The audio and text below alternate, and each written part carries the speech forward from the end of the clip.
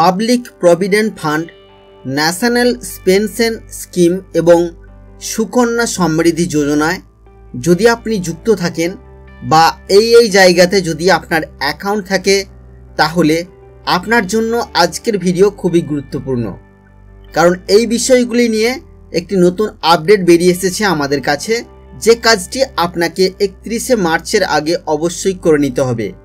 তো আজকের ভিডিওতে আমরা দেখব পিএফএফ, এনপিএস এবং সুকন্যা সমৃদ্ধি যোজনায় কি এমন নতুন আপডেট এসেছে যেটা আপনাকে 31শে মার্চের আগেই করে নিতে হবে।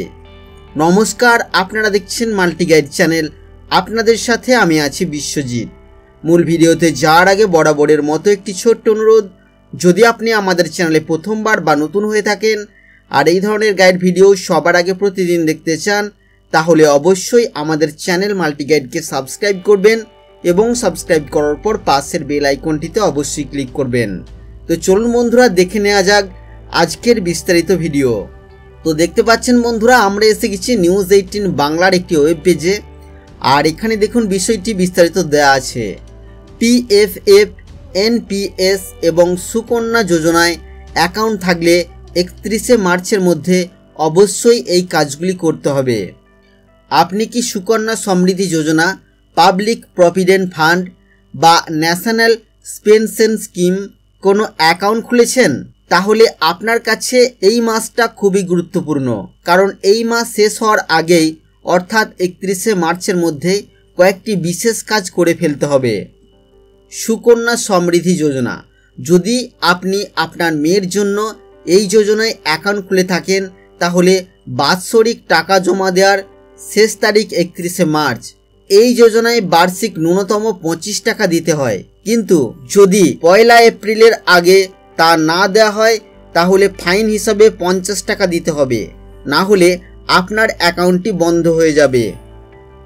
ন্যাশনাল পাবলিক স্কিমে আপনার অ্যাকাউন্ট খোলা থাকলে বার্ষিক ন্যূনতম 1000 টাকা আপনাকে এই মাসের মধ্যেই জমা করতে হবে, আর তা না হলে অ্যাকাউন্ট বন্ধ হয়ে যাবে। আবার 100 টাকা জরিমানা দিলে অ্যাকাউন্টটি চালু হবে। পাবলিক প্রভিডেন্ট ফান্ডে আর্থিক বর্ষের মধ্যে 500 টাকা জমা দিতে হবে, তা না হলে 50 টাকা জরিমানা দিতে হবে। তো বন্ধুরা, আজকের ভিডিওতে আমরা কথা বললাম public provident fund, national pension scheme এবং সুকন্যা সমৃদ্ধি যোজনা নিয়ে। এই যোজনায় যদি আপনার অ্যাকাউন্ট থাকে, তাহলে 31শে মার্চের মধ্যে অবশ্যই আপনাকে এই কাজগুলো করে নিতে হবে, তা না হলে আপনাকে জরিমানা দিতে হবে, এবং সেটাও যদি আপনি না করেন তাহলে আপনার অ্যাকাউন্ট বন্ধ হয়ে যাবে। তো বন্ধুরা, এটাই ছিল আজকের ভিডিওতে আপনাদের জন্য ছোট্ট এবং গুরুত্বপূর্ণ একটি নিউজ। আশা করছি বন্ধুরা এই ভিডিও থেকে আপনারা উপকৃত হবেন।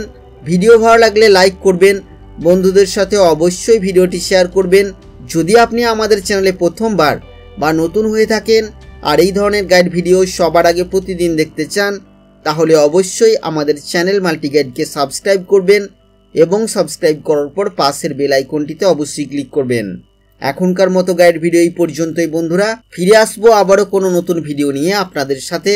ততক্ষণের জন্য আপনারা সকলেই খুব ভালো থাকবেন, সুস্থ থাকবেন, আর আপনার মূল্যবান সময় দিয়ে আমাদের এই ভিডিও দেখার জন্য আপনাকে অসংখ্য ধন্যবাদ।